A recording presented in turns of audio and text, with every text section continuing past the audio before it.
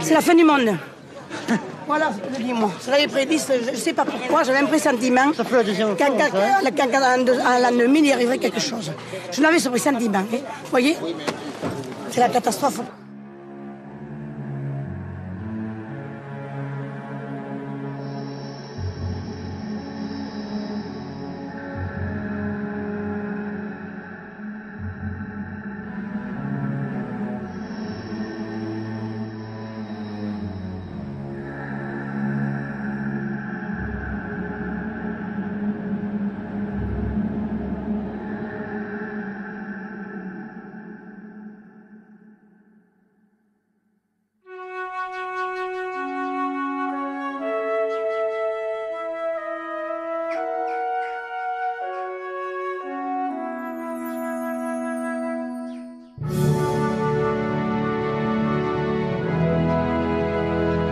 Les températures sont celles d'un véritable Noël au balcon. Ce matin, on a 10 à Paris, 11 à Lyon, 13 à Clermont-Ferrand, 15 à Biarritz, 9 degrés à Strasbourg.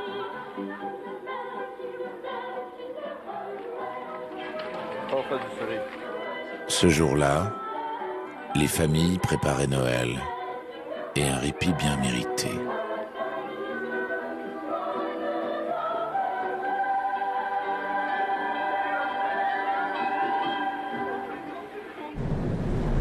Pendant ce temps, l'océan Atlantique nous mijotait une fin de siècle à sa manière.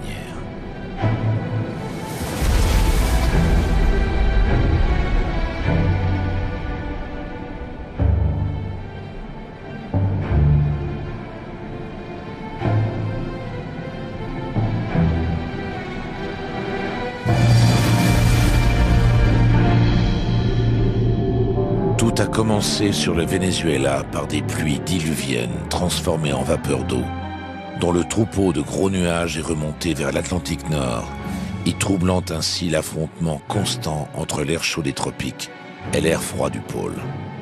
La bousculade au large du Canada a pour conséquence d'emballer le moteur produisant les tempêtes d'hiver et surtout de modifier leur trajectoire habituelle vers le nord de l'Écosse. Bientôt, la tuyère du réacteur sera braquée sur la France. Le recueil de données météo sur l'Atlantique étant extrêmement limité, cela, ce jeudi 23 décembre, personne ne pouvait encore le savoir. Par ailleurs, l'Atlantique commençait à nous livrer tout autre chose, comme en témoignent les journaux de France Inter de l'époque. La colère noire des Bretons, la tempête continue de pousser les nappes de fioul vers la Loire-Atlantique et la Vendée. Dominique Voynet tempère un peu la situation. Actualité dominée depuis la semaine précédant Noël par Erika. Et Erika, c'était les boulettes sur les plages de l'Atlantique. Et Erika dominait l'actualité de l'ensemble des médias. C'était Erika. Et l'événement météorologique est passé derrière. Le BOC de l'an 2000, êtes-vous prêts? La France consacre 120 milliards de francs pour passer le cap sans dommage. À l'approche de l'an 2000, tous les informaticiens de France planchaient pour éviter un dysfonctionnement informatique majeur, qui d'ailleurs ne se produira pas.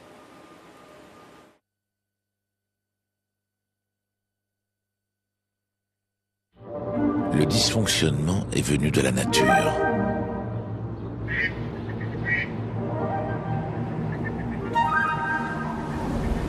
Un premier souffle ride les eaux dormantes des marais poitevins. Une forte brise s'installe sur les plateaux. Météo France a-t-elle vu arriver la tempête? Nous allons suivre le fil des événements au Centre national des prévisions à Toulouse. Près de la Méditerranée, en compagnie de Joël Collado, le monsieur météo de Radio France. Cet après-midi, le Roussillon, le Languedoc et le littoral de la Provence. Et avec les prévisionnistes de l'époque. Voici leur ruche. Les ordinateurs brasseurs d'informations en forment les cellules. Au centre, le chef prévisionniste. Voici celui qui était le maître des prévisions ce 24 décembre 1999. Le front CO... Celui qui dit la pluie et le beau temps est aidé dans ses pronostics par un des plus puissants ordinateurs du monde. Alimenté par des millions de données météo, constamment renouvelées. L'appareil effectue 1200 milliards d'opérations par seconde résout et actualise chaque seconde une équation qui, couchée sur le papier, ferait 25 mètres de long. Il propose des simulations des plus clémentes aux plus mauvaises.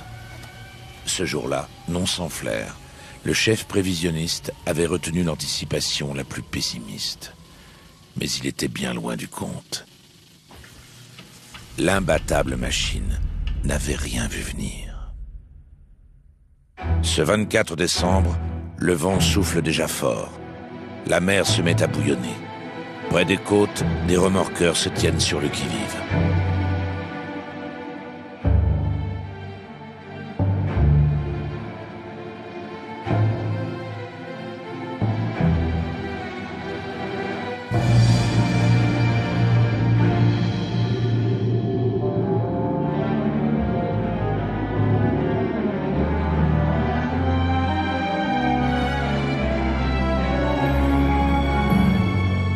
Sur l'Atlantique, très loin au large de la France, on a un amas nuageux, une structure nuageuse, mais qui n'a encore rien du tout d'une tempête telle qu'on les connaît. Bon, on en a par exemple une ici, mais celle-ci n'est absolument pas organisée en tourbillon. C'est pas une signature de tempête là, mais... Donc, si on parle en termes d'alerte, ça veut dire plus tard et des régions plus au nord. Et une trajectoire assez classique en hiver, voilà, qui va concerner la Manche, les côtes, mais pas vraiment l'intérieur. Ouais. Une météo à ne pas perdre sa capuche de Père Noël. La météo avec les pintades fermières du Gers. À 110 km à l'heure en Bretagne, sur la côte normande. Le vent restera très fort dans la journée sur la majeure partie de la France. Dès le matin de Noël, le vent dissémine de puissantes rafales sur la moitié nord du pays, comme un avertissement. Il flaire la baie du Mont-Saint-Michel, où la nuit prochaine, il fera son entrée fracassante sur le territoire. Ah, il t'a gâté le Père Noël, hein? Non, il fait pas tellement chaud, hein? Oui, il y a du vent, oui. Tu sais ce qu'il a mangé pour le réveillon? Toute la carcasse du poulet. Mousse. Oh là. Mais attention qu'il s'envole pas, hein. Lâche pas la ficelle, hein.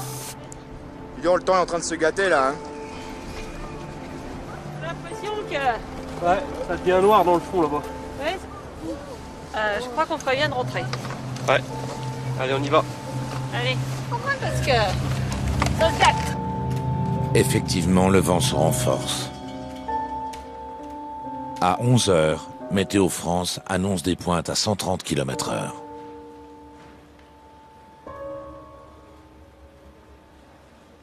Donner des valeurs de vent de 130 km/h à l'intérieur des terres, c'est pas fréquent. C'est quand même excessivement rare. C'est quelques fois par an. Pour des prévisions de vent violent, c'est plusieurs fois dans l'hiver, seulement. Une poignée de fois de cet ordre-là. On peut dire que ça peut être méchant, hein. Oui. On a annoncé 130. Voilà. 130, c'est méchant. Ouais. Bonjour et joyeux Noël à tous. La tempête sur l'Atlantique a largement débordé des côtes jusqu'à l'intérieur des terres. À la mi-journée, l'avant-garde de la tempête s'abat sur la Normandie. Elle s'exerce à y produire des tornades et emporte ses premières victimes.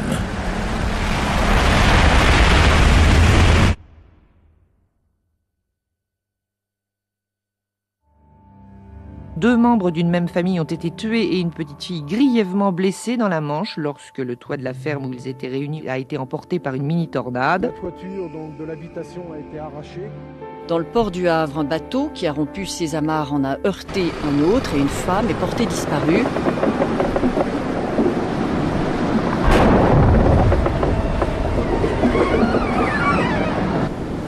Entre Calais et Douvres, le trafic des ferries est fortement réduit depuis hier. L'épisode de vent violent n'est pas terminé. Un renforcement va se produire au cours de la nuit à venir. Ça va souffler en tempête sur rafales de 120 à 140 km à l'heure. Météo France révise ses prévisions à la hausse, mais c'est encore insuffisant. Il faut dire que les livres de météorologie n'avaient jamais envisagé ce qui allait arriver. Désormais, prévisionnistes et journalistes seront constamment à la traîne des événements. La décision a été prise à ce moment-là, dans l'après-midi du samedi, de mettre en gros la moitié nord du pays en alerte, avec toute l'incertitude qu'on a encore sur la trajectoire, la puissance du vent. Mais, bon, je le répète, samedi, on n'annonçait pas l'alerte maximale.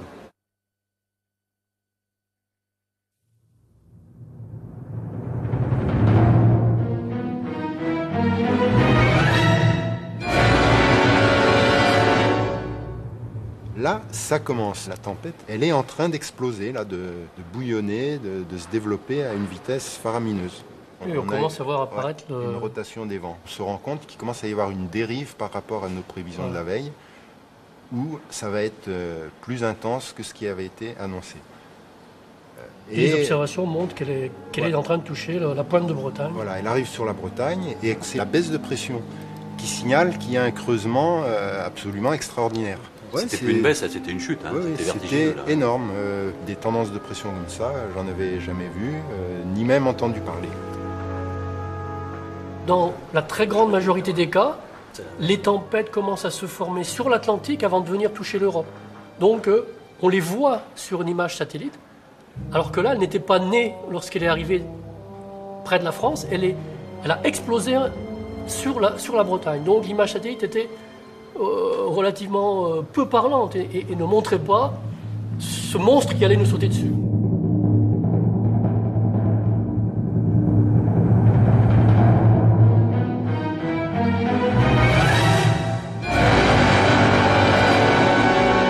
Le souffle du monstre effleure les côtes d'Armor. Là, on la voit. Vers 4 heures, à plus de 150 km/h, il s'engouffre dans la baie du Mont-Saint-Michel.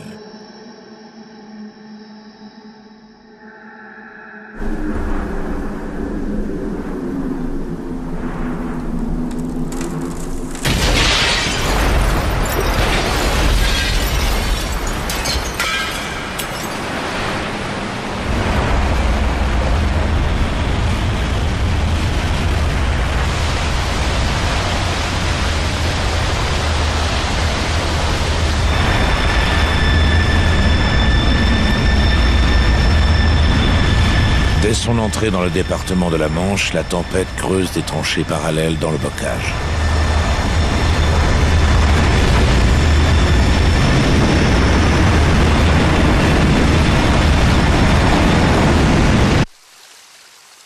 La famille Delaunay a été prise sous le rouleau compresseur.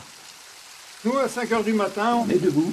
La maison tremblait, les fenêtres menaçaient d'ouvrir et on s'était arc-bouté pour les tenir. Et ça a duré comme ça pendant 10 minutes, un quart d'heure, sans arrêt, sans arrêt. C'est là que les neveux sont arrivés et nous ont appelés au secours. Ceux qui vivent dans l'autre maison. Ceux qui vivent dans l'autre maison. Et qui nous disaient, tout le monde est là, mais grand-mère a disparu, on ne sait pas où elle est, la cheminée est tombée. Alors là, je regarde dehors, et puis c'est là où j'ai vu que la cheminée était tombée, moi. Donc j'ai pris ma lampe, je suis sorti, et arrivé à l'angle de la maison, j'ai vu tous les projectiles qui passaient, des chevrons, des tôles, des tuiles, des ardoises. C'était pas possible de passer.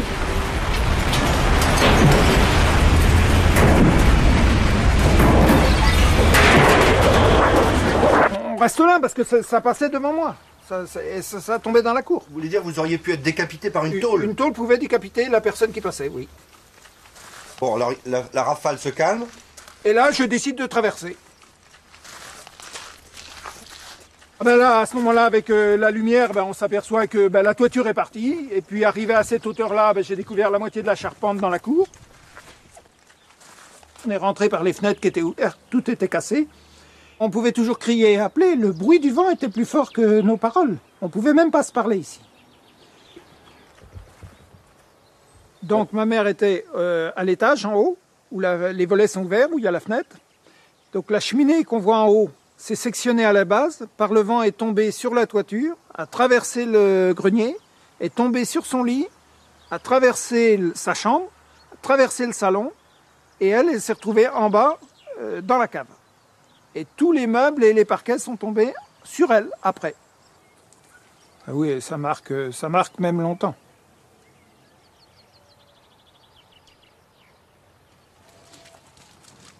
Vous vivez encore les conséquences de la tempête? On les vit encore, oui. Ouais. Longtemps, on a eu peur et du noir et du bruit. Et au niveau de notre métabolisme, nous, et au niveau des animaux, il a fallu près de 3 ans pour arriver à réparer les dégâts de tout ce qui se passait derrière la tempête. Et c'est pas fini. On le voit au niveau des bâtiments.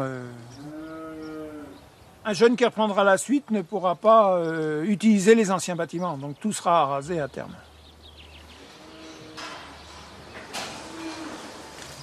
Alors les aides publiques d'État, il n'y a pratiquement rien eu. On n'a rien vu venir. Au-delà du canton, il ne s'est rien passé. Hein.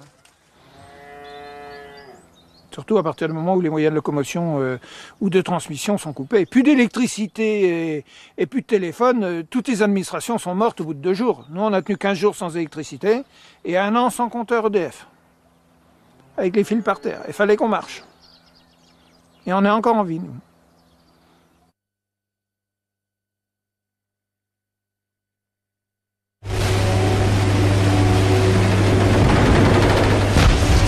L'une des lignes haute tension qui relie la centrale nucléaire de Flaminville à Rennes est coupée.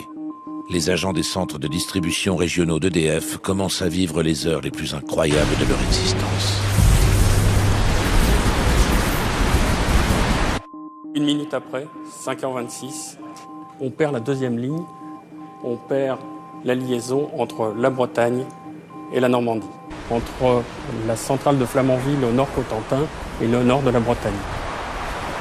À 5h30, la centrale nucléaire doit être arrêtée. C'est d'ailleurs à ce moment-là que la décision de lancer l'alerte maximale a été prise. Ce bulletin d'alerte maximale de Météo France, à la phraséologie peu explicite, a été transmis au COGIC, le Centre national de la sécurité civile, à Asnières. Le préposé l'a réexpédié à toutes les préfectures et organismes concernés.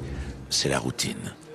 Mais à 5h30 du matin, lendemain de réveillon, les autorités n'étaient pas là pour le réceptionner. L'avis d'alerte du Météo France est arrivé à 5h25, le 26 décembre au matin.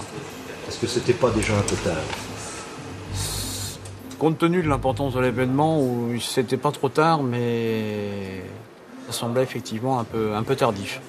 Mais ces observations faites à 3 heures, le temps que le prévisionniste analyse ces observations, les recoupe, prenne sa décision, prévienne la hiérarchie, rédige les bulletins, tout ça demande forcément un certain laps de temps. À cette heure-là, à Saint-Pierre-sur-Dive, une tornade avait déjà arraché le toit d'un immeuble d'habitation. Au matin, ce bourg du Calvados avait des aires de ville bombardées. Tous les médias s'y sont précipités, faisant des habitants chassés de leur logement, les victimes exemplaires d'une tempête bientôt qualifiée de tempête du siècle.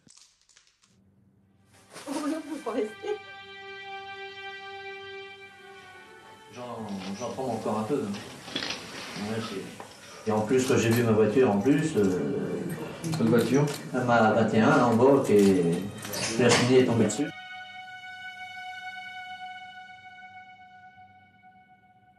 C'était la voiture de mon gendre, celle-là. 5 ans après, les habitants de l'immeuble se retrouvent encore pour évoquer ensemble la catastrophe qui a bouleversé leur existence. C'était l'apocalypse, quoi. Il vaut mieux pas y repenser. Celle-là, oui. Elle a perdu sa voiture, elle, là, ici. Parce qu'elle était à Noël à la maison. Celle-là, je crois que je me suis sauvée avec mon fils dans les bras. Je suis descendue chez ma mère parce qu'il y avait trop de vent et on ne pouvait pas rester là-haut. C'était trop dangereux. Tous nos enfants se sont élevés là, tous ensemble. Et... Est-ce qu'on peut dire que la tempête nous a tous un séparés. peu changé votre vie? Oui, complètement. Vrai, on était des amis. C'est la vie de famille. Quand vous êtes une trentaine d'années dans un quartier et que du jour au lendemain, on vous dit qu'il faut partir. Parce qu'on va refaire les appartements, on va les réduire. Vous savez, quand vous êtes là depuis l'âge de 9 ans et puis que vous en avez 45, c'est sûr que c'est votre vie qui change. C'est certain. On a été là tellement longtemps ensemble. Moi, ma vie, elle est là. Elle est pas où est-ce que je suis. Personne ne voulait revenir dans les derniers étages, quoi. Vous n'avez pas le choix. Oui, c'est vrai qu'elle nous a vraiment étranglés, cette tempête. Elle a tout pris sur son passage. Non seulement les biens, mais l'amitié aussi. Non loin de là, dans un autre décor.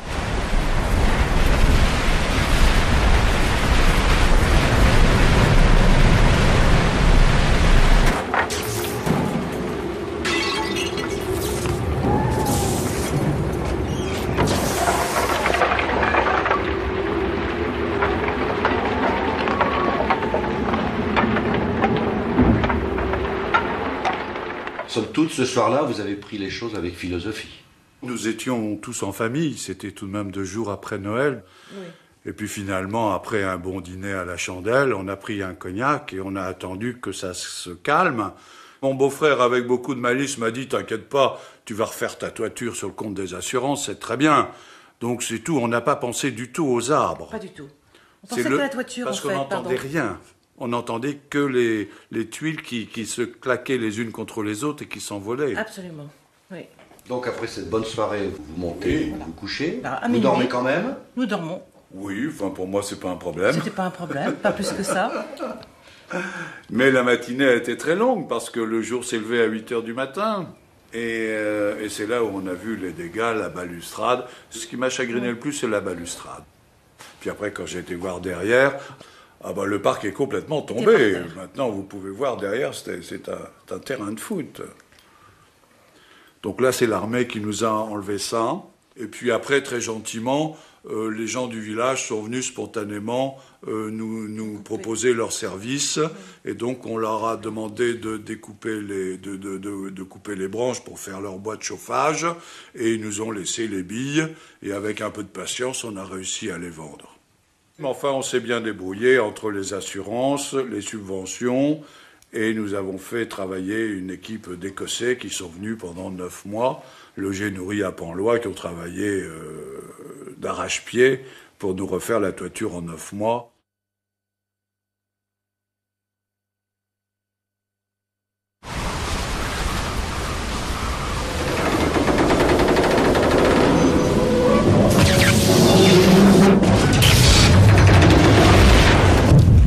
Vers 7h, on perd l'alimentation TGV. Une demi-heure après, on perd les liaisons d'interconnexion avec la région parisienne. Et vers 8h, on perd le poste de Chauny, la région de Chartres. La région de Chartres passe alors hors tension. Il n'y a plus de production nucléaire qui vient de la vallée de la Loire vers la région parisienne. Les PDA de Pontchâteau et Donge, HS. La LTLT, HS, hors service. Mono hors service. Ouais. Et en renvoi. Les techniciens d'EDF s'escriment à isoler les tronçons défaillants, à réalimenter en priorité les grandes villes, en tout premier Paris. Des agents tirés du lit en pleine nuit sont dépêchés sur les lieux pour constater les dégâts, quand les arbres abattus sur les routes ne leur barraient pas l'accès.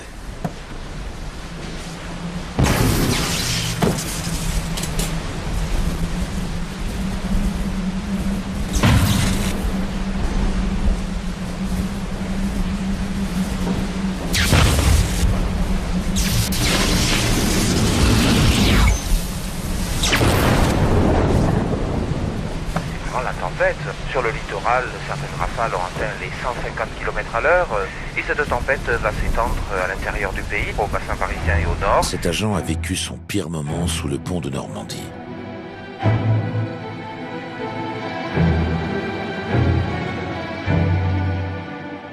C'était les grandes marées.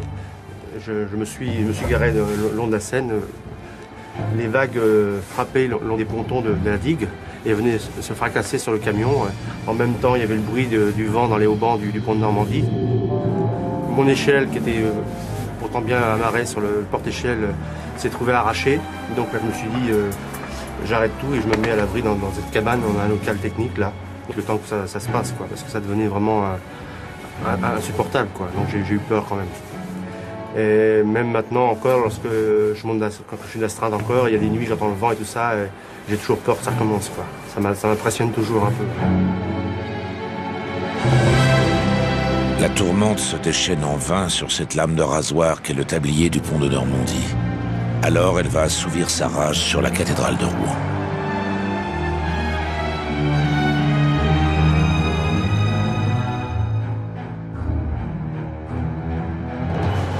Le sacristain préparait la messe de 7 heures. Il n'y avait encore personne dans la cathédrale quand l'un des 4 clochetons de 25 mètres de haut et de 27 tonnes s'est mis à vaciller.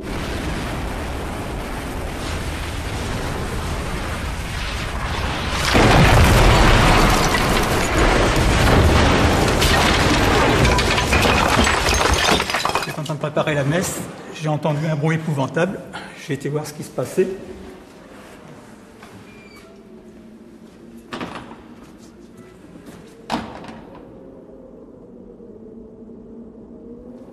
On n'y voyait plus rien du tout. J'ai attendu que la poussière retombe et là j'ai vu un gros tas de gravats dans le cœur.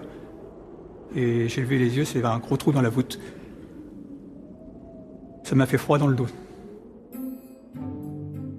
Les dégâts subis par la cathédrale de Rouen ouvraient la longue liste d'outrages bientôt subis par les églises et les monuments historiques de la Normandie à l'Alsace. À 8h du matin, la dépression est sur Paris. Les vents les plus violents sont au sud-ouest de Paris. Et là, on voit une structure assez spectaculaire, un peu en bec d'aigle, là, avec près du centre de la dépression, cette zone sans nuages, qui peut rappeler un peu les cyclones, mais ça n'est pas un cyclone. Et continue sa trajectoire aussi rapide et continue à se développer jusqu'à un maximum de puissance sur la région parisienne.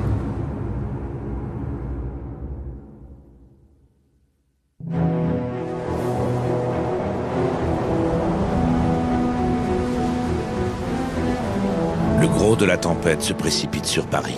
Elle va y atteindre un paroxysme. On enregistre 216 km/h au sommet de la Tour Eiffel, avant que l'anémomètre ne lâche.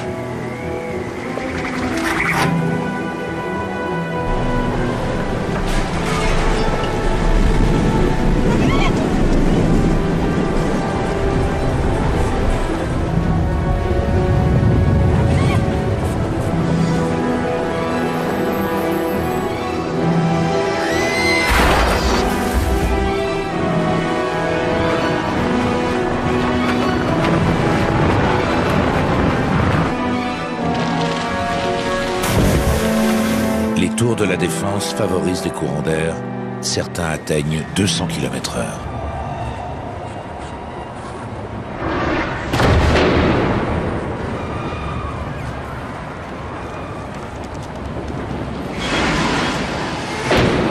En face de ma rue, j'ai vu une grue qui vacillait de tous les côtés. J'ai vu le contrepoids tomber. 30 secondes après, j'ai vu la grue tomber. À un moment, j'ai cru qu'elle tombait dans ma direction, donc je me suis poussé et elle a écrasé quelques voitures. France Inter, Henri Charpentier, rédacteur en chef des journaux du week-end. La bonne marche de tous les journaux pour voir si tout roulait. Je regardais les dépêches. Il n'y avait pas d'alerte météo très précise. Et puis tout d'un coup, le vent s'est vraiment levé très très fort et je suis allé voir ce qui se passait à la fenêtre. Et là, j'ai vu les poubelles propulsées littéralement.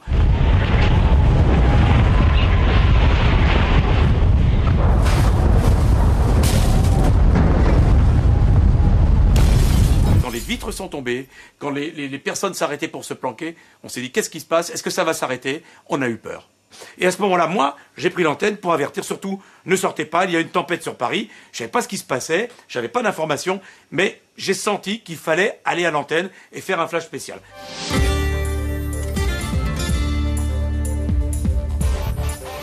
Ça a duré quand même très longtemps. Est-ce qu'on va pouvoir répondre à la demande et faire notre métier? Parce qu'à un moment donné, ici, tout le monde avait quitté cette pièce. On est sorti dans le couloir pendant une dizaine de minutes. Et ça, quand on raconte ça aux gens, oui, mais vous rigolez. Non, on rigole pas. Pour pas rester près des vitres. On a eu cette peur. On a eu cette peur. Mais vous savez, quand on a vu la vitre du bureau de Brigitte Becker qui s'est fracturée, la double vitre qui a été fracturée, il se passe quelque chose quand même là. Les vents sont beaucoup plus violents que prévu. Le précédent bulletin était pourtant déjà alarmiste. Les rafales dépassent les 130 km/h en Île-de-France et elles pourront atteindre parfois 160. 160 km/h, Jacques Kessler? Oui, là on atteint vraiment une situation exceptionnelle. De telles vitesses de vent ne se produisent pas tous les ans.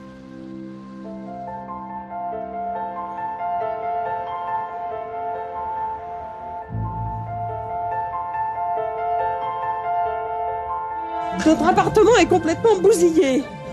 Et heureusement, il n'y a aucune victime.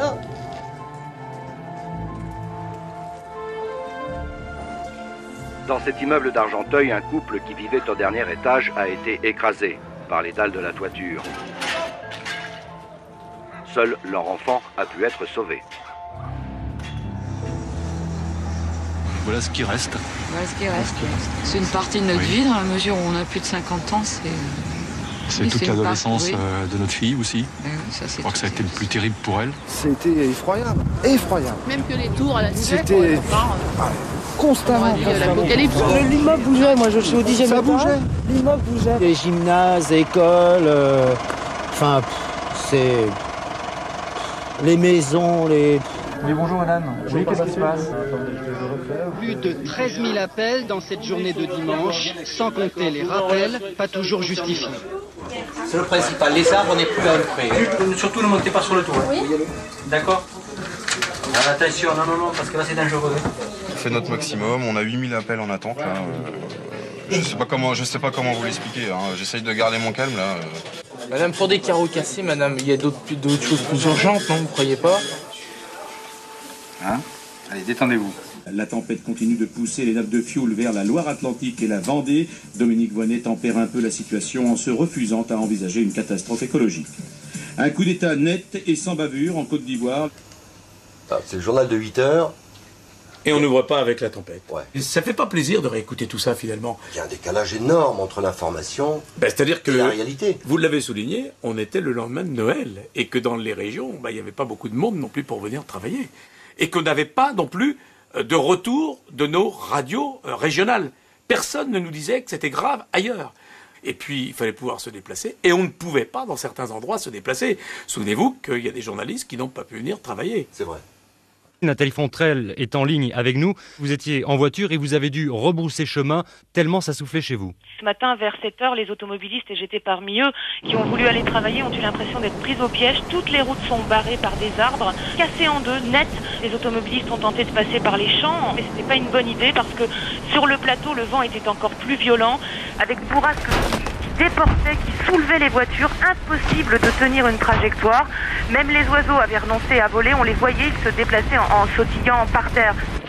Comme dans un jeu de dominos, les arbres se sont abattus les uns sur les autres. La moitié du bois de Boulogne a été détruite en moins de 2 heures. Au total, 140 000 arbres déracinés à Vincennes et à Boulogne.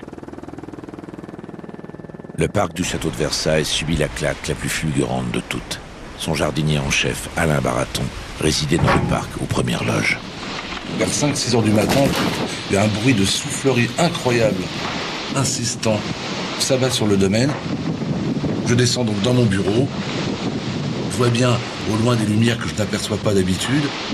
Et là, je constate avec un effroi épouvantable que des centaines d'arbres se sont abattus, continuent de tomber sous mes yeux.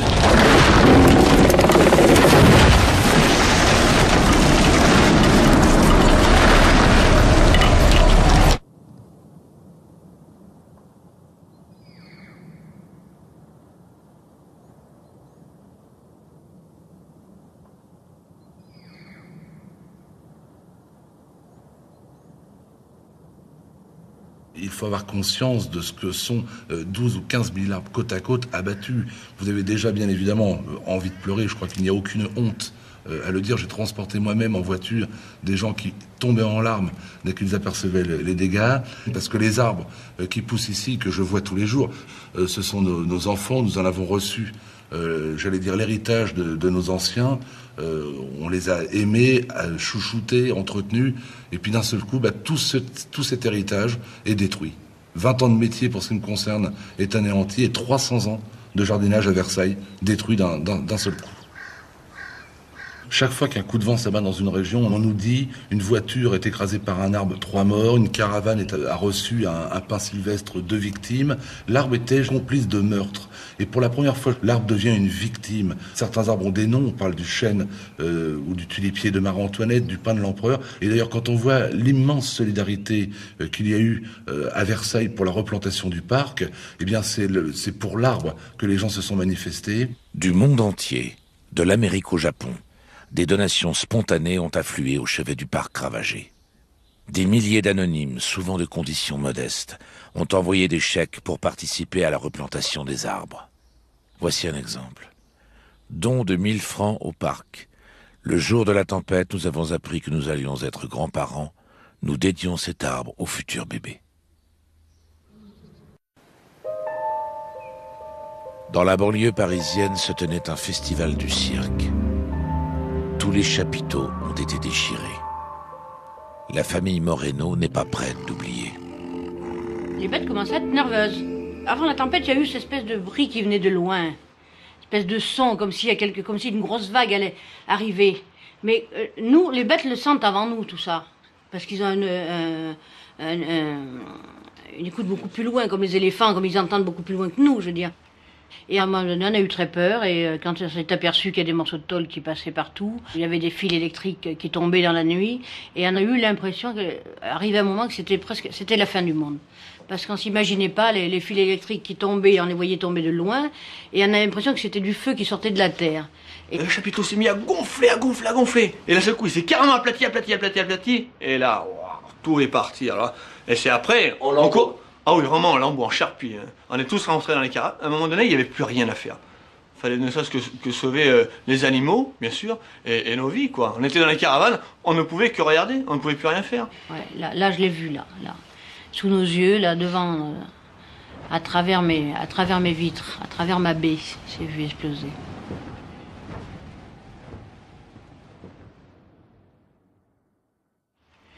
C'est ça le souvenir. Il y avait ici, là, juste ici, il y avait toi, il y avait papa, il y avait moi, il y avait ma femme. On était tous ici, et on regardait avec des yeux de désespérés, on était tous en pleurs. Pas un mot, on ne disait pas un mot.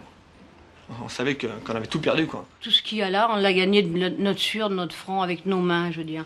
Et c'est appartenu, il y a des objets, parce qu'il y a des assurances qui vont vous rembourser, mais elles ne vous remboursent pas tout. Elles ne vous remboursent pas ce qu'on fait de nos mains. Tout le matériel, il a une histoire. Il y en a qui sont morts pour ce matériel-là, qui nous ont laissé quelque chose. La nature, elle est plus forte que tout, je veux dire, que tous les dieux du monde, la nature. On n'y peut rien. Vous voulez, ça va recommencer. Parce que là, le moindre pouce d'air, par contre, on est traumatisé. Le moindre petit pouce d'air, moi, personnellement, je sais que dans le fond de moi, je sais qu'un jour ou l'autre, ça recommencera. On va tout perdre.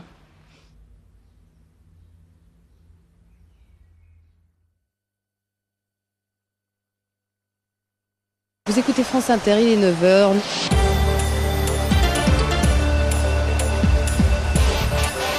La station météo d'Orly a enregistré une pointe de 173 km/h. C'est le record absolu. Personne n'aurait osé annoncer une telle vitesse de vent. Ça va continuer. La tornade elle-même, là, qui était sur Paris, s'est décalée vers la Champagne.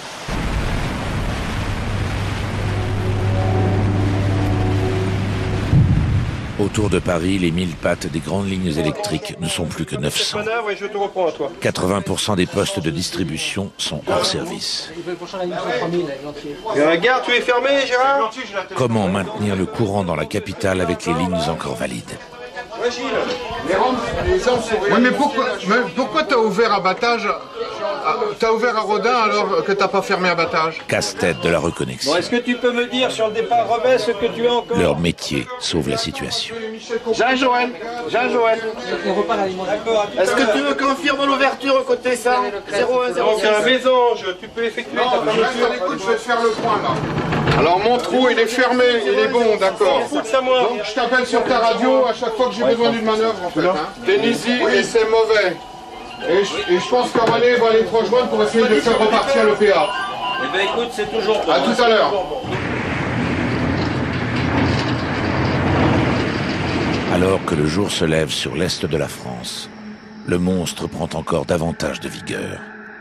Il devient cyclope et cyclone. Rien ne résiste à la fureur des vents qui tourbillonnent autour de son œil. Il pulvérise le moulin de Valmy, symbole victorieux de la Révolution française.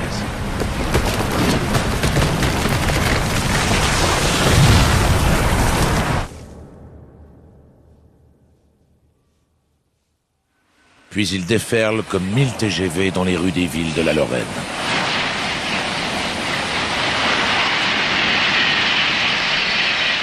Ils arrachent aux forêts, disent des témoins, des rugissements, semblables à ceux des réacteurs d'avion au décollage.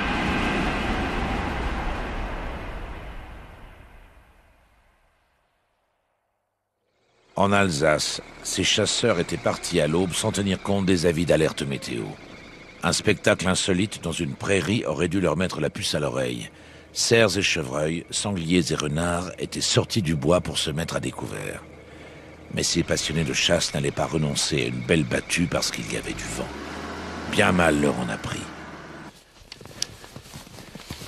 Roger Jörger, un invité, guère familier des lieux, a été posté en forêt à distance de ses voisins avant que le gros de la tourmente ne surgisse.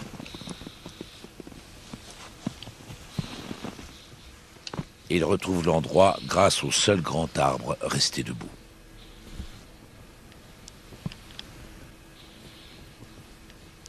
C'était là. Le vent a commencé à souffler de plus en plus fort.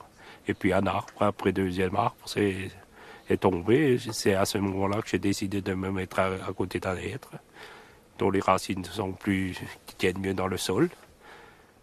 Et chaque fois qu'il y avait un bruit, un sapin qui tombait, d'après le bruit, je me mettais la tête à droite de l'arbre ou à gauche de l'arbre, tout en calant bien mon chapeau pour qu'il ne s'envole pas. Et je sentais les racines qui se soulevaient. Ils suivaient le rythme de la tempête. Alors sous mes pieds, je sentais la terre bouger. Hein. Ça faisait ça. À un certain moment, j'ai eu un frison et puis plus rien du tout. Et je me sentais vidé et je me suis dit, jetzt ich gehe mitzunehmen. Ça, c'est une réflexion. C'est en alsacien que ça m'est venu. C'était ça. Et après, tout à coup, ça veut dire quoi? Je ne reverrai plus Geispolsheim. Votre village. Vous voyez, c'est... Vous aviez l'impression de fin du monde. Voilà. Je me suis dit, c'est fini. Et d'un seul coup, il y avait une rafale énorme. Et tout ce que vous voyez, les souches qui sont là, tous les arbres sont tombés comme des dominos.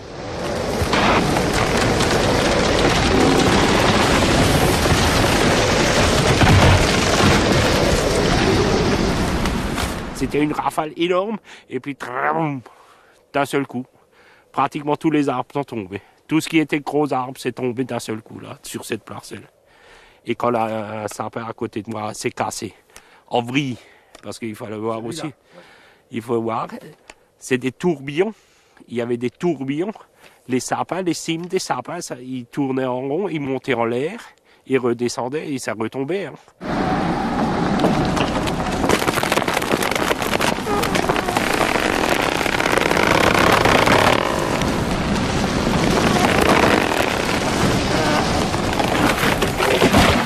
Et il cassait comme dans ce style-là.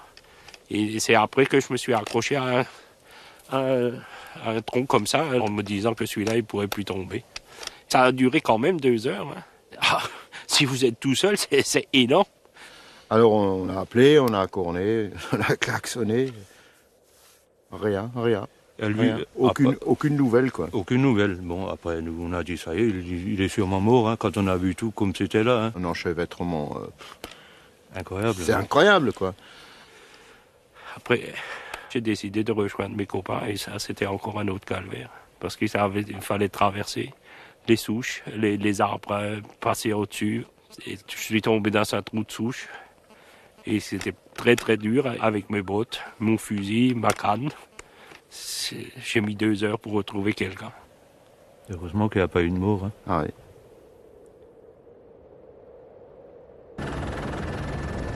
Ailleurs, d'autres chasseurs ont eu moins de chance. Les 2 autres victimes, donc au total 4, je vous le rappelle, sont des chasseurs vosgiens écrasés là encore par des arbres.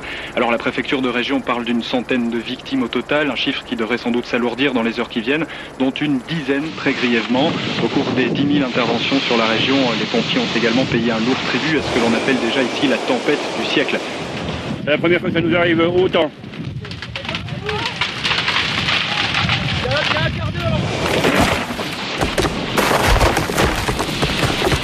Dans l'est du pays, l'ouragan a rasé des forêts entières.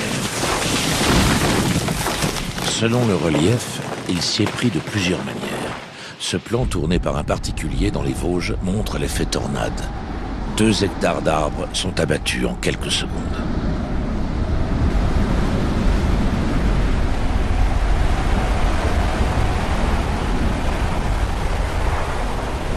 Cet autre plan montre l'effet tranché. Une rafale s'engouffre entre 2 collines et couche tout un pan de conifères. En voici le résultat aujourd'hui. Une zone d'arbres abattus, des plaies au bord net, se répétant d'une colline à l'autre. Parfois, le vent a creusé des couloirs parallèles dans la masse forestière, sur de longues distances. Par endroits, des tornades ont creusé des clairières là où elles n'existaient pas, comme ici, d'un seul côté de ce chemin.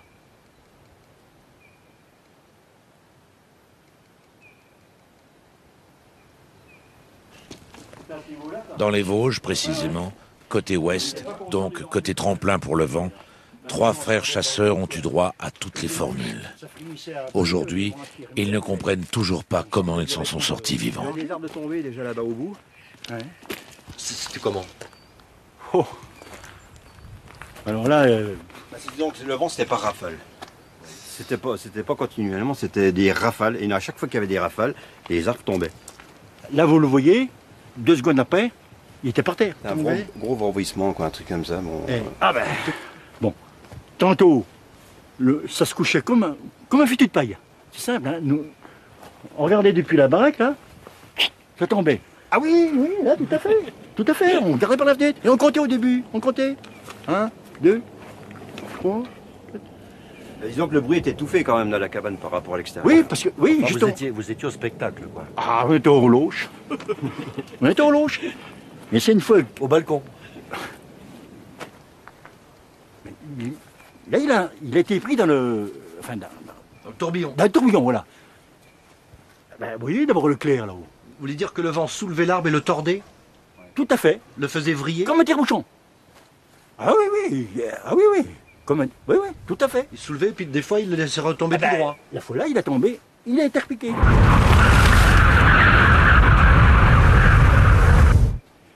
Alors lui, c'est couché.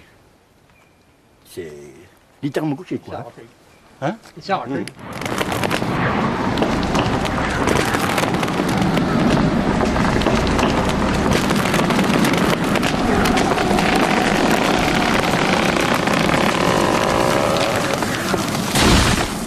Moi j'arrivais, je regardais l'arbre qui bougeait comme ça.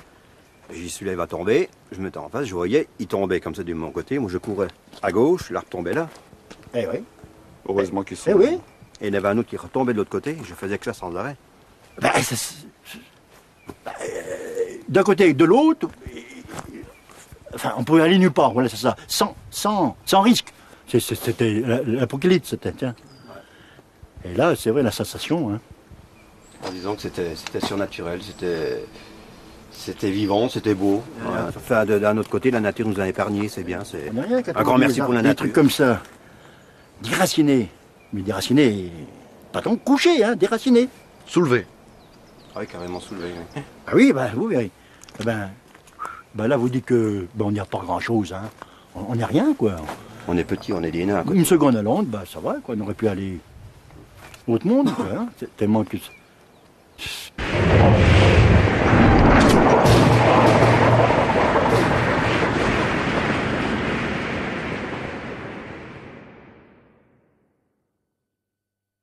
Prudence, bien évidemment, restez au chaud, restez chez vous.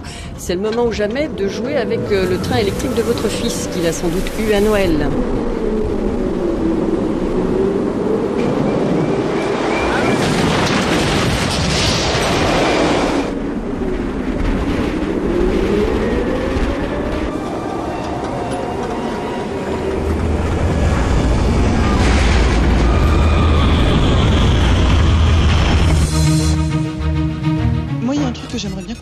Enfin, on est censé avoir des satellites. On nous dit, ouais, la météo, on peut la prévoir de plus en plus précisément, à plein de jours et tout. Et avec tout ça, on n'est pas capable d'éviter de se prendre des tempêtes pareilles. On nous dit, pourquoi vos prévisions ne sont pas meilleures alors qu'on prévoit relativement bien les alertes pour les cyclones. Le cyclone, il a ceci de particulier, c'est que c'est un monstre qui se forme lentement et qui avance très très lentement. Et donc, les cyclones se forment sur mer et les satellites les détectent très rapidement avant qu'ils ne touchent les terres. Alors que cette dépression, encore une fois, qui a eu en gros les caractéristiques au niveau du vent, les caractéristiques d'un cyclone, elle a explosé, elle s'est formée sur nous.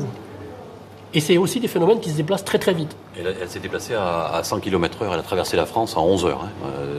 Elle a fait Brest-Strasbourg en 11 heures, ce qui est quand même assez impressionnant, en vitesse de déplacement en tout cas. Ouais. Donc si on combine cet entonnoir de pression avec la vitesse de son déplacement, ça engendre des vents extrêmement violents.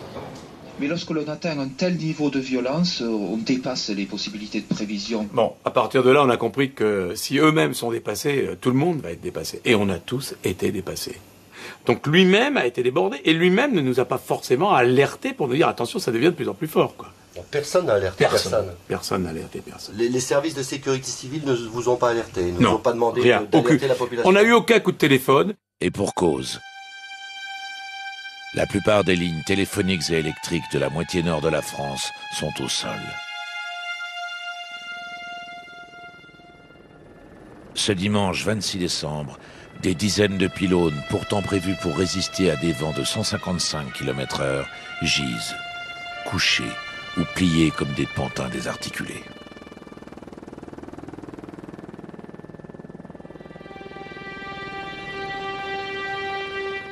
Des millions de foyers n'ont plus d'électricité.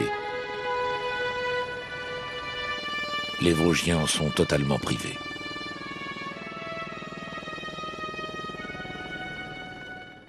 Alors que la tempête va s'épuiser en Europe centrale, après avoir poussé des pointes à 200 km/h sur la Forêt Noire en Allemagne, en ce dimanche 26 décembre après-midi, dans la moitié nord du pays, on compte les dégâts, on nettoie, on se raconte ses frayeurs. Le soir, on est devant son petit écran. Les journaux télévisés annoncent une 50aine de morts, rendent compte de drames multiples, notamment ceux vécus par les agriculteurs. Quand mon mari est sorti dehors, il a vu déjà le premier hangar qui était envolé, mais il n'avait pas vu toute la catastrophe ici. Sur cet hangar-là, on avait 18 pauvres.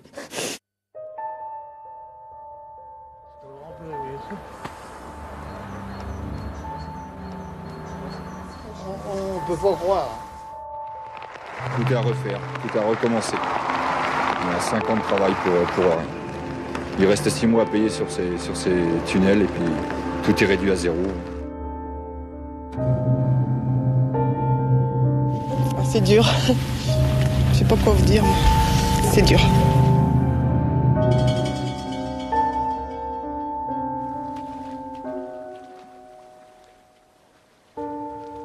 Des pluies diluviennes ont précédé ou suivi la trajectoire de la tourmente. De la Bretagne à l'Alsace, des régions entières sont inondées. Rien n'a manqué aux termes douloureux de ce XXe siècle.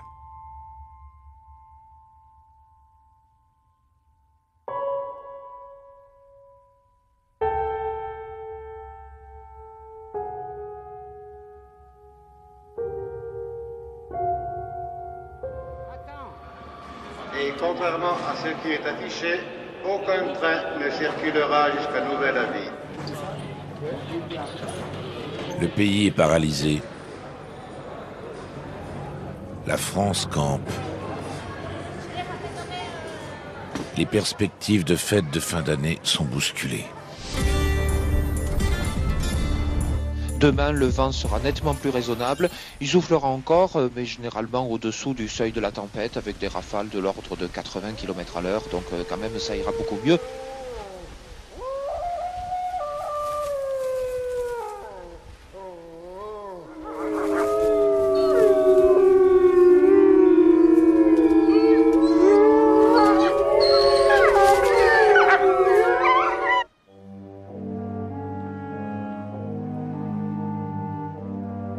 À Météo France, le chef prévisionniste, épuisé par les journées les plus frustrantes de son existence, a laissé les commandes à sa collègue.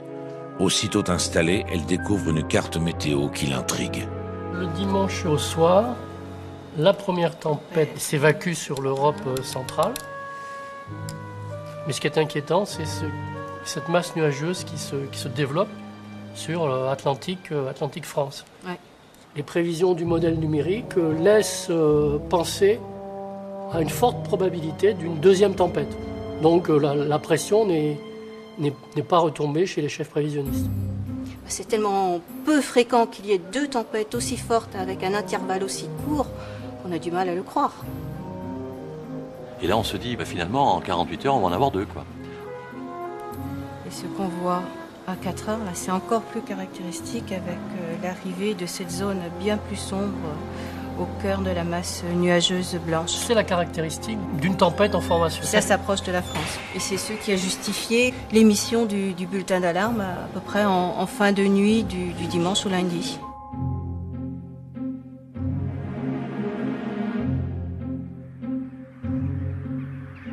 Exception faite pour les corbeaux. Cette deuxième alerte lancée dans la nuit tombe à plat. Le lendemain de la première tempête, la population émerge de son traumatisme, loin d'imaginer que ça va recommencer. L'Atlantique, en effet, enfante un monstre jumeau.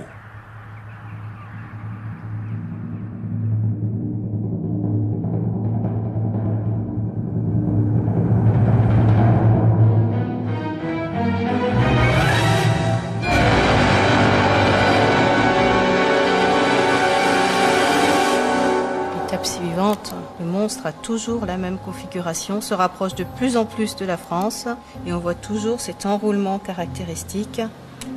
C'est un monstre moins sournois que la précédente. Le très rapide courant de jet est toujours là.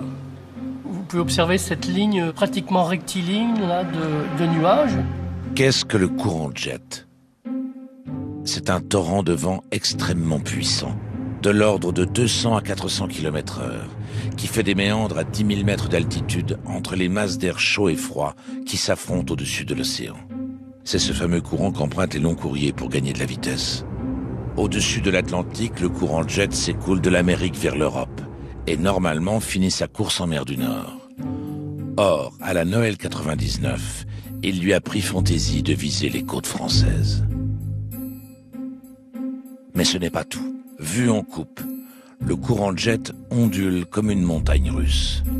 Or, à la Noël 99, il creuse son toboggan au point de créer des jonctions en entonnoir avec l'immense tourbillon nuageux qui circule au ras de l'océan. Quand ces jonctions se produisent, par un effet d'engrenage, le courant jet accélère l'effet de tournoiement de la dépression du dessous. Et en même temps, il l'aspire encore plus vite vers l'Europe. Le phénomène est d'autant plus fort que le courant de jet est plus rapide.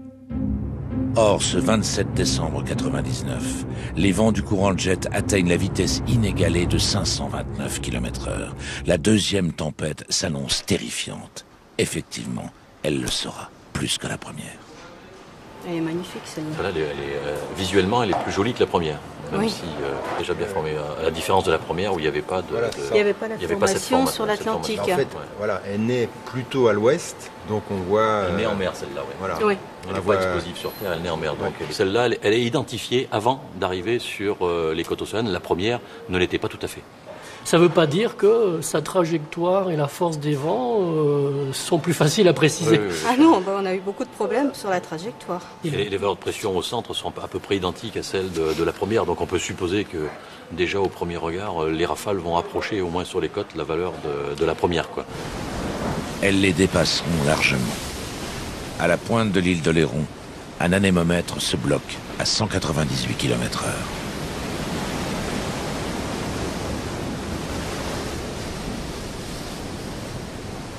L'œil du monstre autour duquel le vent enroule ses spirales les plus violentes lorgne le phare de Cordouan, situé au large, à l'entrée de l'estuaire de la Gironde.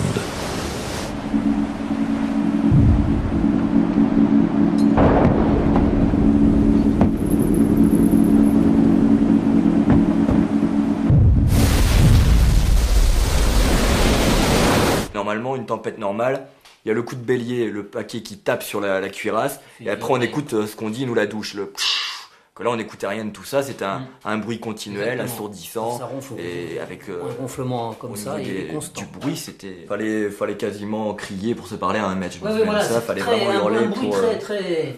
Et puis l'eau, au lieu de couler verticalement comme d'habitude quand il y a un paquet de mer qui passe au-dessus, les lignes de force, les traits d'eau, ils étaient horizontaux sur les fenêtres. Le vent prenait dans la cour circulaire. Et puis... Tu viens des plateaux d'échafaudage là, qui flottaient. C'est comme une brindille sur une flaque d'eau. C'est des morceaux de bois qui font 3 mètres de long. Hein. Qui flottaient, qui tournoyaient là, juste devant la cour.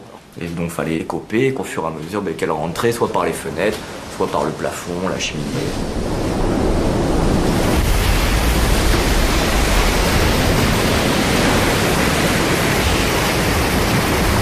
Ça vibrait beaucoup quand même. Oui, ça vibrait pas mal. Oui. Après les paquets, on renversait les pierres qui tenaient... C'était une partie de la corniche, 3 mètres 50 de corniche qui était tombée et les pierres se sont éclatées et tombées en bas. Donc, et là, il y a tellement de bruit que ça, on ne l'a pas entendu. On était loin d'imaginer les conséquences, quoi, et tout ce que ça va entraîner à terre, hein, en fait. Le vent fait enfler la mer. Il la pousse à l'assaut des terres. À La Rochelle, le port des Minimes est submergé.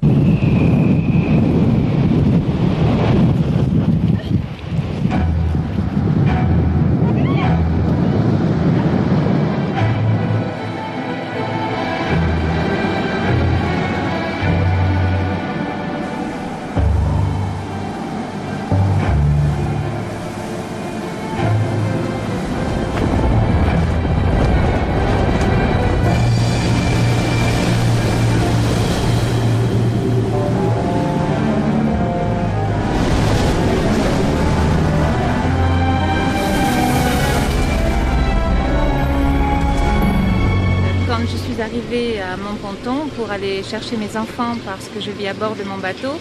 Je suis sortie de la voiture, il y avait à peu près 20-25 cm d'eau sur le parking. Je ne faisais pas la différence entre l'eau du port et le parking. J'ai réussi à me cramponner jusqu'à la passerelle, mais quand je suis arrivée à la passerelle, je ne pouvais pas descendre. La passerelle bougeait de telle façon qu'elle montait, qu'elle descendait, elle allait à droite et à gauche. Et si j'étais allée un peu plus loin qu'un mètre de la passerelle, je serais tombée dans le port.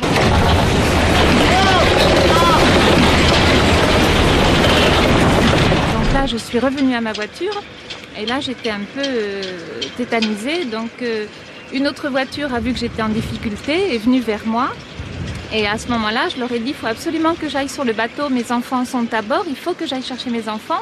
Et le monsieur m'a dit, il n'en est pas question, vous remontez dans votre voiture et vous me suivez jusqu'à la capitainerie.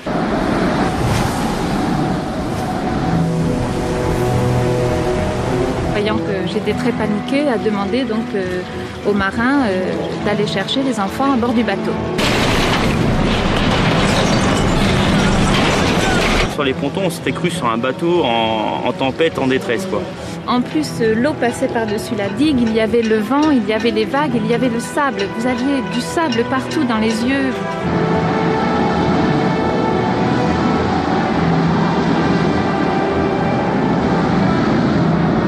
On a passé les gilets de sauvetage aux plaisanciers, les gilets de sauvetage qu'ils avaient dans leur bateau. On s'est tous attachés et là par contre on est remonté vraiment à quatre pattes sur les pontons. En se tenant les jambes les uns et les autres pour remonter pour filer dans une voiture et finir à la capitainerie parce qu'on ne peut pas tenir debout à 180 km/h. Mes deux enfants étaient à bord du bateau et je ne savais pas que mon mari avait pu les récupérer et les sortir du bateau. Dans le malheur, tout s'est bien passé parce qu'il n'y a eu aucun blessé. J'ai eu très peur de perdre mon bateau parce que en fait mon bateau c'est notre maison et je me disais mais il va plus rien rester quoi. J'avais l'impression que tout allait être englouti. Nuit de cauchemar en Charente-Maritime qui s'est conclue par un bilan tragique, 6 morts, 60 blessés et au moins 3 disparus. La tempête a provoqué un raz-de-marée dans l'estuaire de la Gironde. Des digues ont cassé, l'eau a envahi les terres, se jouant de cargos comme d'une barque.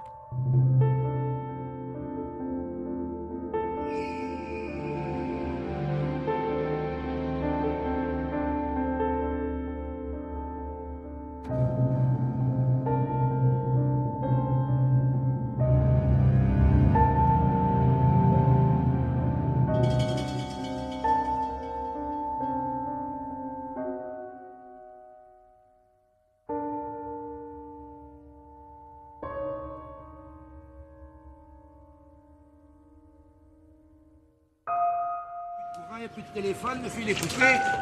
Les pieds d'arbre vont tomber dessus, là. Faut que je les coupe.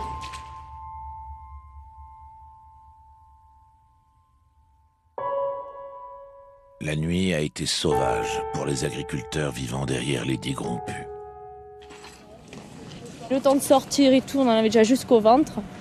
Et moi, la chose vraiment que j'ai pensé, c'est mes gamines, quoi. J'ai mes gamines qui étaient sur une table et elles avaient l'eau au niveau de la table.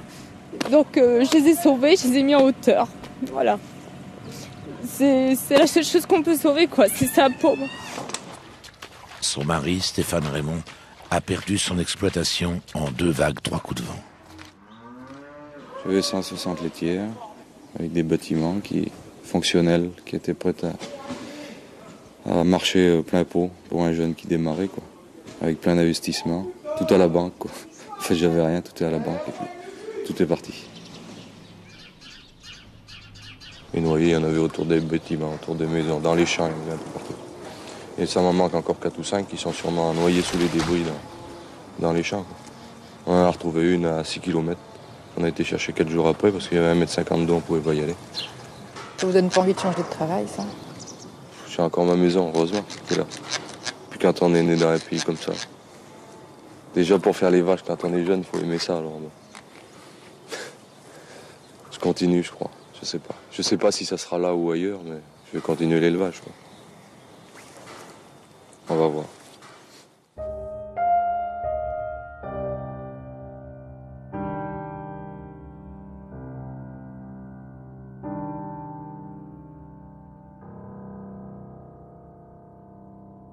Non loin de là.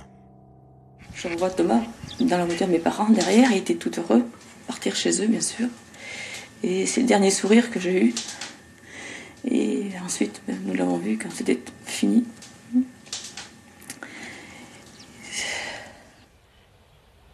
Ce 27 décembre au soir, son garçon était allé partager la passion d'un voisin de ses grands-parents pour les canards sauvages. Ils ont été emprisonnés par la montée subite des eaux. Il a eu de l'eau jusqu'au cou, et puis sa petite épaule. Il avait qu'un petit coin d'épaule gauche, et puis sa petite tête qui passe au-dessus là. J'ai essayé de le dire, Noël était juste passé, il faut que vous joutez. On a chanté le petit Papa Noël, des petits trucs pour nous essayer d'y meubler l'existence. Et puis dans la nuit, à 2 heures, il m'a demandé s'il reverrait ses parents. Mais je lui ai dit, oui mon petit, tu les reverras. Puis malheureusement, 3 heures, il m'a dit qu'il ne voyait plus. Quand il m'a dit qu'il ne voyait plus, je me rendais bien compte que Bonhance et Force l'abandonnaient. Je lui ai dit, c'est parce qu'il fait noir, mais je me rendais bien compte qu'il y avait quelque chose qui n'allait pas très bien. Et puis à partir de 3 heures, jusqu'à 10 heures le lendemain matin, je suis resté tout seul avec le petit dans les bras. Pauvre petit bonhomme.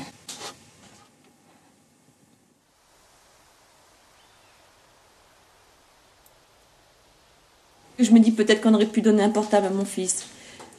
Parce qu'ils nous ont quand même signalé qu'il y avait une tempête, Tempête, on n'a jamais connu ça. On a dit, bon, tempête, on n'aurait pas dû l'envoyer.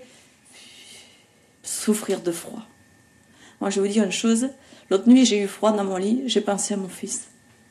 Dès que j'ai froid, je pense à mon fils.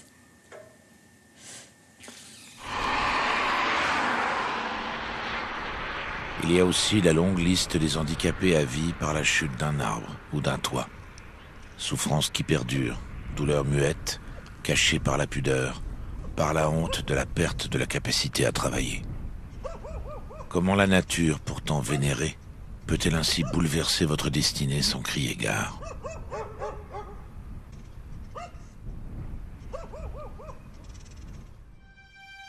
La nature, que l'homme malmène à force de vouloir la domestiquer, a réaffirmé ses droits, a-t-on pu entendre. Le droit de raser la forêt landaise dans le Haut-Médoc, incompréhensible pour des propriétaires dont les arbres étaient toute la fortune et toute la vie.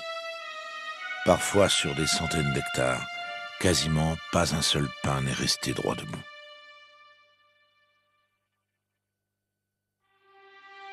Cinq ans après, n'émergent encore de la savane qui couvre le carnage que les épaules des géants abattus, laissés sur le champ de bataille.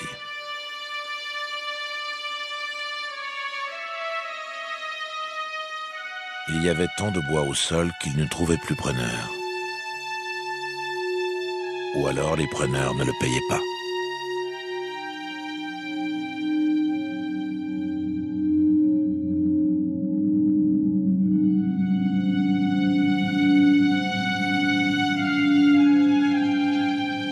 En photo recomposée à l'infrarouge, la deuxième tempête apparaît comme une main qui étrangle la Bretagne. Les vents les plus violents courent le long du bord inférieur de ce bras qui pénètre l'air en se détendant. Au sud de la Vendée, les marais poitevins sont visés.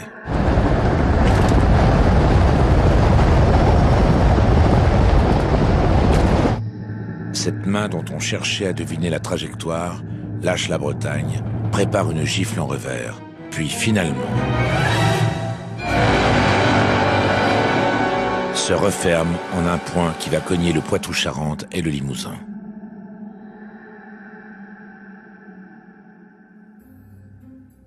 Et on va avoir des vents très forts également sur Midi-Pyrénées, la région toulousaine. Oui. Et ça va toucher par la suite le Limousin, la Dordogne. La première trajectoire annoncée n'a pas été la bonne. Il y a eu des réactualisations du bulletin d'alarme et donc de la trajectoire de cette dépression au fil de la journée du lundi. C'est-à-dire, au lieu d'aller des Charentes vers Toulouse, en fait, elle va des Charentes vers la Savoie. Avis d'urgence. Suite à la tempête, la population est priée de rester chez elle jusqu'à matin. Le toit d'une maison qui s'est arraché avec la tornade et qui est allé se poser sur une voiture.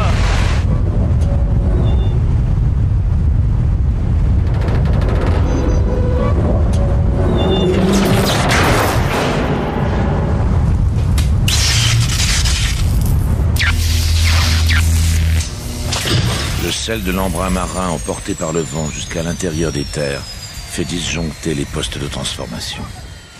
Depuis 22h hier soir, les habitants de Limoges et du reste du département sont totalement plongés dans le noir. Écoutez, on va faire le maximum. Oui, vous allez au rez-de-chaussée. Si vous avez une cave au besoin, vous essayez d'aller vous y réfugier si vous entendez que ça craque. Ah non, surtout pas. Non, vous n'allez surtout pas sur le toit. Il n'y a rien de plus dangereux. Non, surtout vous n'y allez pas et on fait le nécessaire comme ça. Transmettez FPTL de Bayonne. Les pompiers sont sortis près de 400 fois cette nuit, 150 interventions pour la seule agglomération du BAB. Près de 2000 appels en 6 heures, du jamais vu, il est minuit, blackout sur le Limousin où les secours eux-mêmes partent au plus pressé. Je ne sais pas comment on va s'en sortir, mais tout est urgent.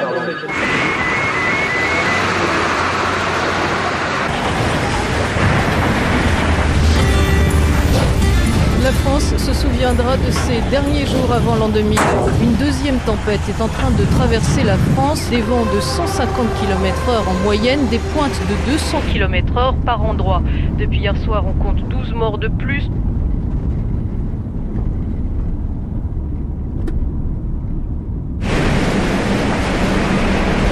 Périgueux est plongé dans l'obscurité pour 95% de la population.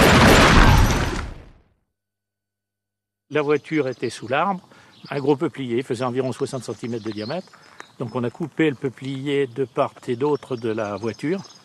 Et puis là, on a commencé à faire rouler la bille qui était sur la voiture. Et là, on s'est aperçu qu'il n'y avait pas une personne, mais 2 personnes à l'intérieur. Décédés. Dont l'un était un voisin et l'autre était son ouvrier. L'un et l'autre rentraient d'un chantier et au lieu de débaucher avec 2 véhicules, ils étaient rentrés avec un seul véhicule. Malheureusement. On aurait dit que l'arbre les attendait.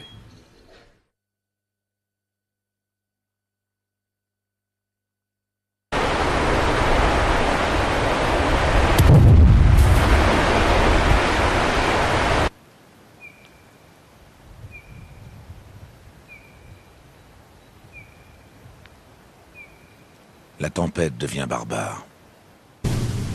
Elle violente le Massif central. Elle plonge des départements entiers dans le noir. Puis elle ira faire des embardées sur la région lyonnaise et les Alpes. Bonjour, c'est Radio Val d'Isère, la météo montagne, il est 9h02. Le vent, vous l'avez constaté, a encore soufflé très fort au cours de la nuit dernière. On a atteint des rafales jusqu'à 160 km/h.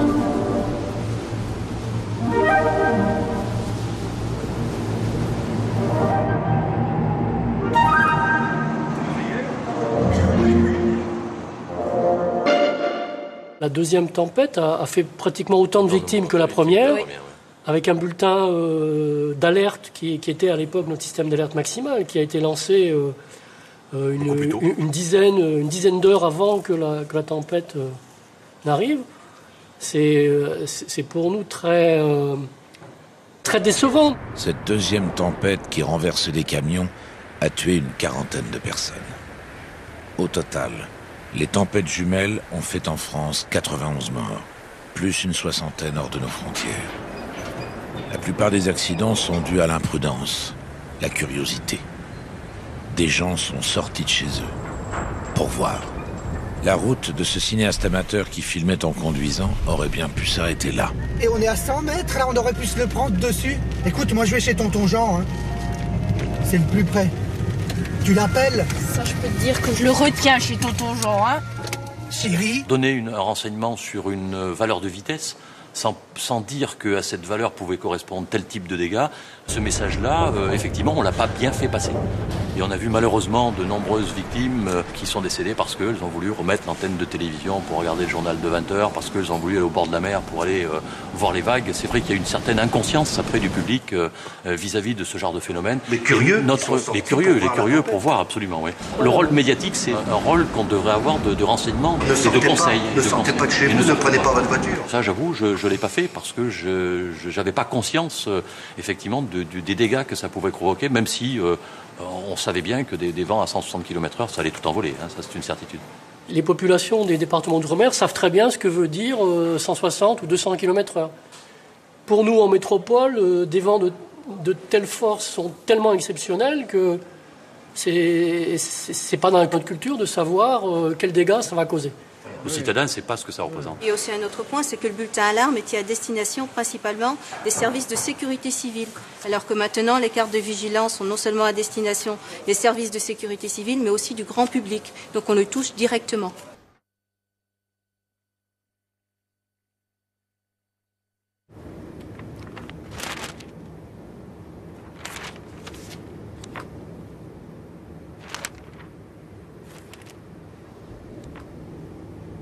Ce particulier avait quitté son domicile la veille, juste avant la tempête. Un pin a écrasé sa maison, côté jardin. Il rentre le lendemain, sans se douter de rien, par la porte de devant, côté rue. Oh putain, c'est pas possible. Et alors vous êtes dit quoi? Chanceux dans mon malheur? Non. Et je suis parti en pleurant parce que j'en pouvais plus. Dans l'estuaire de la Gironde, on a dû arrêter 2 réacteurs de la centrale nucléaire du Blayais, inondés par la mer. Entre le nord et le sud de la France, la toile électrique ne tient plus qu'à 3 fils. Le quart du réseau est hors d'usage. En plein hiver, plus de 3,5 millions de foyers sont privés d'électricité. Pour beaucoup, la situation va durer. On a dormi à 4 dans le même lit pour se réchauffer, c'est tout. J'ai la grand-mère, moi, qui a 86 ans, qui n'a pas de chauffage, et on était forcé de demander des secours ailleurs pour la réchauffer. Tout mon congélateur a été foutu. Qu'est-ce que je voulais faire? Pourtant, j'avais fait des réserves pour, comme on fait tout le monde. Et j'ai tout fichu en l'air. Le congélateur, donc c'est fini, ça ira tout à la poubelle. J'ai une moldure qui pourrit, mon congélateur c'est tout pourri dedans. C'est incroyable. À l'époque où on vit. J'en ai plus là, je suis plus rien en verre ni en... Et tu n'as pas des recharges de l'humogaz? Plus rien. Et tu n'as pas de piles? Plus de piles. J'ai plus que des petites piles rondes. Mais non, il me faut des rectangulaires. Non, ça j'en reçois demain par contre. Si tu n'as plus les lampes avec la batterie? Plus rien. Après la tempête, les habitants de cette région sont venus à l'église, mais certainement pas pour les raisons habituelles pour lesquelles on vient dans une église, c'est-à-dire pour prier ou pour venir à la messe, mais pour venir chercher des cierges, ou bien pour les acheter, ou bien pour qu'on leur en donne, car il n'y avait plus d'électricité.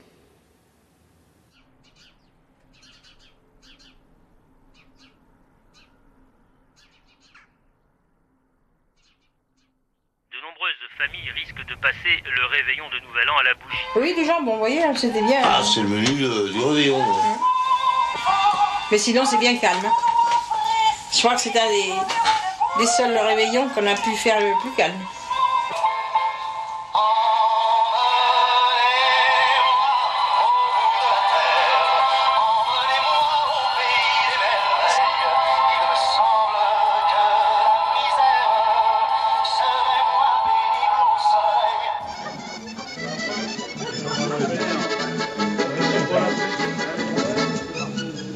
Dans tout le département, les festivités ont été annulées faute d'électricité.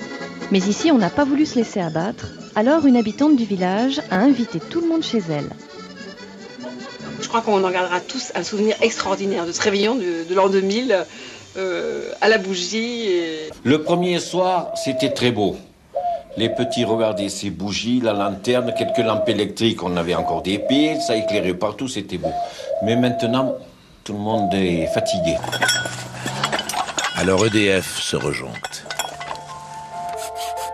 Afin de rétablir le courant au plus vite, ils sont tous sur le terrain, sacrifiant leurs vacances, avec les agents à la retraite, et les collègues étrangers appelés à la rescousse, travaillant nuit et jour, par tous les temps, avec une ardeur qui fait l'admiration de tout le pays.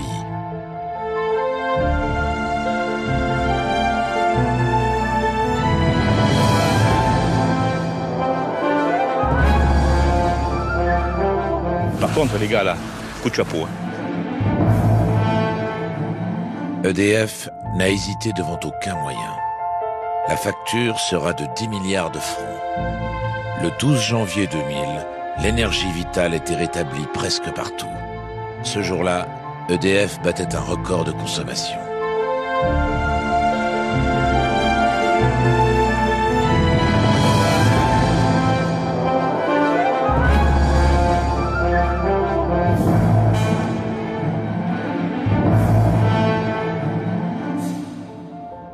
Ça, les gars de l'EDF, oui, un chapeau. Ça marche, ça marche. Là, là, là, là. C'est bon. C'est bon. C'est parfait. Ça pète le feu. C'est la joie. C'est la joie, parce que vous savez, sans lumière, hein. Je vais me chauffer. J'ai eu froid. Il faut reconnaître que j'ai eu froid. Bien plus considérables et plus durables sont les dégâts subis par la forêt. Des centaines de kilomètres carrés d'espaces boisés, 200 millions d'arbres, 1/10 de la forêt française, éradiqués. Il faudra un bon demi-siècle pour refermer les plaies.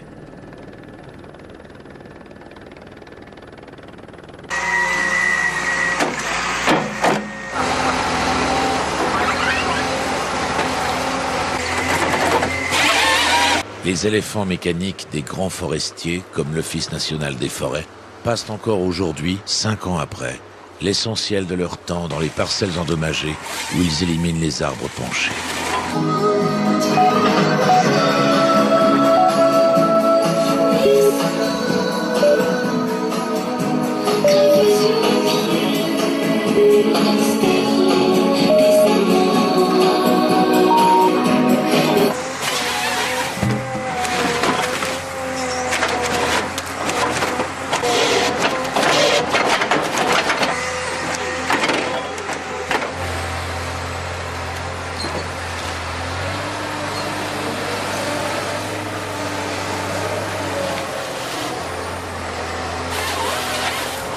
La grande tempête aura convaincu les forestiers qu'il fallait replanter différemment, en mélangeant les espèces.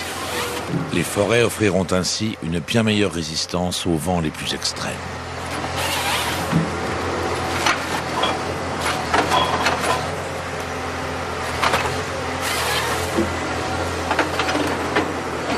La ferme là-bas, il y a toute la bordure qui est partie, vous pouvez regarder où vous voulez. Là-bas, c'est pareil. Les réparations des édifices et des maisons endommagées feront le bonheur des entreprises du bâtiment et le malheur des assurances. Celles-ci verseront aux collectivités et aux particuliers la somme faramineuse de 45 milliards de francs. C'est la fin du monde. Voilà, dis-moi. Je l'avais prédit, je ne sais pas pourquoi, j'avais un pressentiment qu'en l'an 2000, il arriverait quelque chose. Je l'avais ce pressentiment, vous voyez? C'est la catastrophe.